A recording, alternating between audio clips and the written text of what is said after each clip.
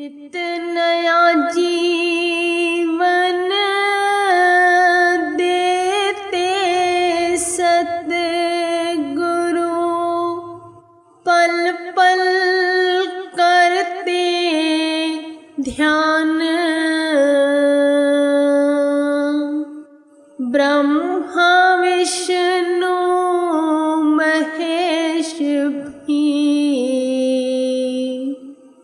कहते करुणा निधान। ब्रह्मा विष्णु महेश भी कहते करुणा निधान। बोलो जयकारा बोल मेरे श्री गुरु महाराज की जय। गुरुमुखों, आज की श्री लीला हमारे हृदय सम्राट घट घटवासी, पल पल जीवों का ध्यान रखने वाले श्री परमहंस दयाल जी, श्री 108 श्री पंचम पातशाही जी श्री गुरु महाराज जी के समय की है। श्री गुरु महाराज जी श्री आनंदपुर में विराजमान थे। भक्तजन श्री प्रयागधाम में प्रयाग सरोवर की सेवा कर रहे थे। उधर श्री प्रयाग सरोवर में भक्तों के बीच में सेवा करते हुए एक भक्त जी के सिर पर उड़ता हुआ एक भारी पत्थर आकर लगा और दूर जाकर गिर गया। भक्त जी ने एकदम चकराकर आंखें बंद कर विनय की, प्रभु मुझे इस तीर्थ धाम श्री प्रयाग सरोवर में स्नान करने का अवसर अवश्य दें। जब उस भक्त की आंखें खुली तो उसे ऐसा अनुभव हुआ कि जैसे कोई पक्षी का पंजा उसके सिर को छूकर चला गया हो। उस वक्त कुछ दूरी पर अन्य भक्तों ने देखा तो वे घबराए हुए दौड़कर उस भक्त जी के पास आए और पूछा कि चोट अधिक लगी है क्या? लगता है कि जैसे 2-4 दिन पहले किसी सुरंग में बारूद भरा होगा और वहीं से वह पत्थर आया है। आज तक ऐसा कुछ भी देखने में नहीं आया, यह अचानक कैसे हो गया? भक्त जी ने उत्तर दिया, पहले तो मुझे ऐसा लगा कि जैसे यह मेरी जिंदगी का अंतिम क्षण हो। मैंने आंखें मूंदकर पुण्य तीर्थ में स्नान करने की इच्छा प्रकट की तो श्री प्रभु जी ने वह स्वीकार कर ली। उस पत्थर ने मुझे कोई हानि नहीं पहुंचाई और कहीं दूर जा गिरा।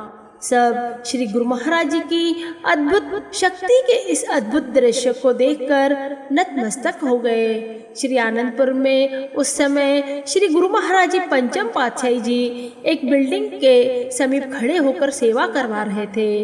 एकदम अपने दोनों कर कमल ऊंचे किए। ऐसा प्रतीत हुआ कि जैसे किसी वस्तु को जोर से धक्का लगा रहे हों।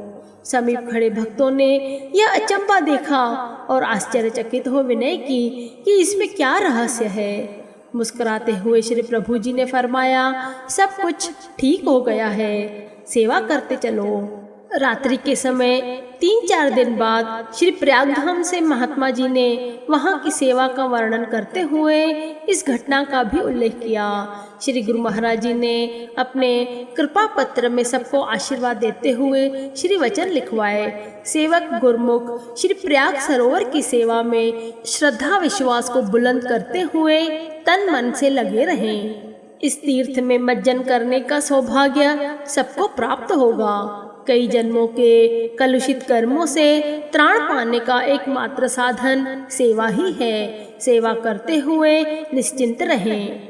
महापुरुषों की अगम अगोचर गुणावली रहस्यों से पूर्ण होती है, इसको समझ पाना बुद्धि से परे है। एक बार श्री सद्गुरुदेव जी महाराज श्री प्रयागधाम में विराजमान थे। श्री प्रयाग सरोवर में खुदाई का काम पूरा हो चुका था। यहाँ पर मिलर मशीन से सीमेंट, रेत और बजरी का मसाला तैयार हो रहा था, जिसे बाहर किनारों पर पलटकर बीच में डाला जा रहा था। शिमला पहाड़ी से नीचे और श्री प्रयाग सरोवर के ऊपरी भाग पर महाप्रभु श्री पंचम पातशाही जी गुरु महाराज जी विराजमान थे। जोरों शोरों से सेवा कार्य करते हुए भक्त जयकारे बुला रहे थे। मिलर मशीन अपनी ही आवाज में स्वर मिला रही थी। ऐसे में एक दूसरे की आवाज तनिक भी सुनाई नहीं दे रही थी। मिलर के दूसरी ओर थोड़ी दूरी पर पत्थरों का कोट बना हुआ था। अचानक वहां से 3-4 बड़े बड़े पत्थर नीचे गिरकर मशीन की ओर लुढ़कते हुए आने लगे। उस समय श्री पंचम पाछे गुरु महाराज जी एकदम तेजी से चलते हुए उस ओर गए और भक्तों को बुलाकर कहा कि इन्हें यहीं रोक लो। श्री गुरु महाराज जी ने सबसे आगे वाले पत्थर को कर कमल लगाया।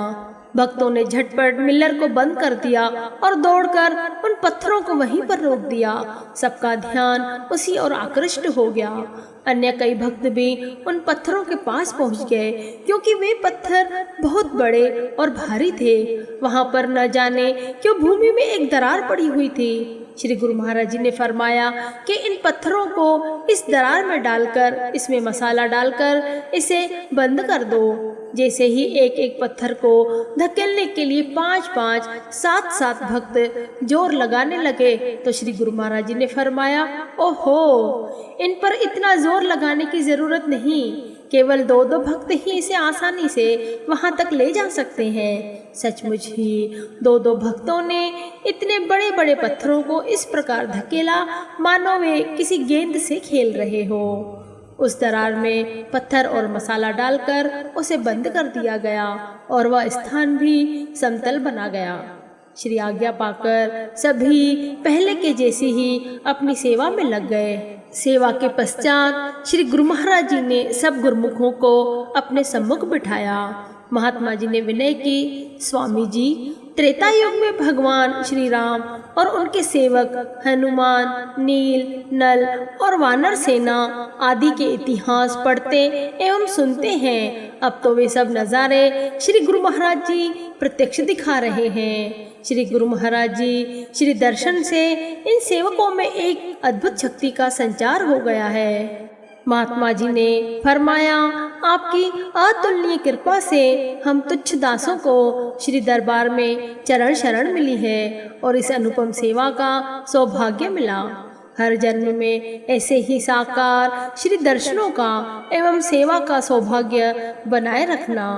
श्री गुरु महाराज जी ने उस समय वचन फरमाए, महात्मा जी, यह सब कुदरत के करिश्मे हैं। समय अनुसार गुरुमुख सेवकों के जन्म जन्मों की अभिलाषा को पूर्ण करने के लिए ऐसे संयोग बनते हैं। सबने आज यह देखा कि जमीन में पड़ी हुई दरार के कारण कोई कहीं दुर्घटना न हो जाए, तो पत्थरों ने अपने आप लुढ़कना आरंभ कर दिया।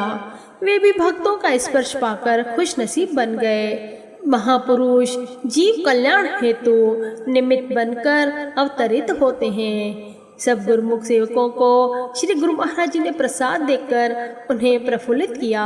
इस प्रकार 8 दिन तक सुबह से शाम तक श्री दर्शन के अमीय पिलाते रहें और कृपा दृष्टि से सरसाते रहें। ये तो सत्य है कि सत्पुरुषों की, महापुरुषों की गुरु दरबार की सेवा करने से इंसान को महान सुख मिलता है। यहाँ पर भी उसकी इज्जत होती है और मुक्ति हासिल करके मालिक के दरबार में सुरखरुई मिलती है। अगर गुरुमुख संसार के सब कामकाज करता हुआ अपनी सुरती को मालिक के चरणों से जोड़े रखता है तो उसे सुख और आनंद की प्राप्ति होती है। शरीर के निर्वाह के लिए भले ही काम करना चाहिए, परंतु चित्त सदा मालिक के चरणों में सुमरण से और सेवा में लगा रहना चाहिए। गुरुमुखों, यद्यपि हम श्री परमहंसों द्वारा दिए गए 5 नियम और 2 घंटे भजन सुमरण में तन मन लगा दें, एक चित्त होकर ध्यान करें, तो अवश्य ही हमारे जीवन से सब तकलीफें, दुख, दर्द, क्लेश नाश हो जाएंगे। जीवन में महापुरुषों की प्रसन्नता, रहमतें और खुशियां ही खुशियां मिलेगी, क्योंकि श्री परमहंसों ने भी फरमाया है कि 5 नियम, 2 घंटे भजन अभ्यास सब दुख दर्द की दवाई है।